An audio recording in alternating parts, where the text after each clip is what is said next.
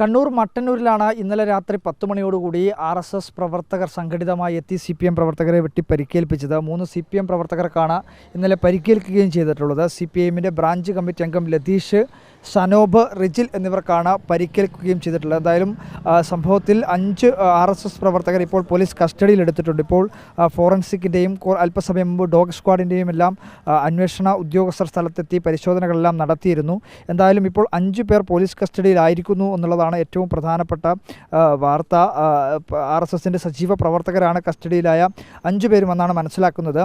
ആദർശ്, ശ്രീകുട്ടൻ, നിതിൻ, ഹരിലാൽ, ബിജിൻ എന്നിവരാണ് പോലീസിൻ്റെ കസ്റ്റഡിയിലുള്ളത്. ഇന്ന് പുലർച്ചെയാണ് ഇവരെ പോലീസ് കസ്റ്റഡിയിലെടുക്കുന്ന സാഹചര്യമുണ്ടായത്.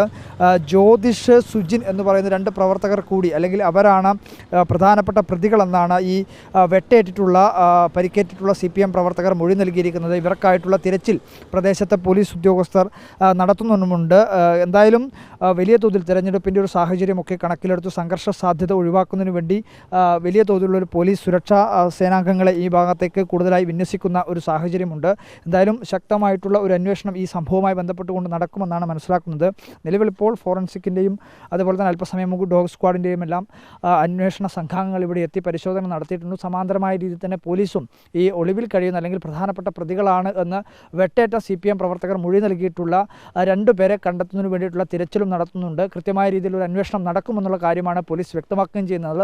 തെരഞ്ഞെടുപ്പിൻ്റെ ഒരു സാഹചര്യം കൂടി കണക്കിലെടുത്തുകൊണ്ട് പ്രദേശത്ത് സമാധാന അന്തരീക്ഷം തകർക്കുന്ന ഒരു നടപടികളും അംഗീകരിക്കില്ല എന്നുള്ള ഒരു മുന്നറിയിപ്പാണ് പോലീസ് നൽകിയിട്ടുള്ളത്. എല്ലാ പാർട്ടിക്കാരെയും സർവകക്ഷി സമാധാന യോഗം എന്നുള്ള രീതിയിലുള്ള ഒരു ചർച്ച പോലീസിൻ്റെ നേതൃത്വത്തിൽ നടക്കും എന്നാണ് മനസ്സിലാക്കാനും വേണ്ടി കഴിയുന്നത്. എന്തായാലും കണ്ണൂരിൽ ഇന്നലെ നടന്നിട്ടുള്ള അക്രമ സംഭവത്തിൻ്റെ ഭാഗമായി 5 പ്രവർത്തകർ കസ്റ്റഡിയിലായിരിക്കുന്നു. അതിൻ്റെ ഭാഗമായിട്ടുള്ള പരിശോധനകളെല്ലാം മേഖലയിൽ നടക്കുകയും ചെയ്യുന്നുണ്ട്. വീഡിയോ ജേർണലിസ്റ്റ് നിമേഷ് ചെറുപേഷിക്കൊപ്പം reporter Arjun Kalyad in reporter Kannur.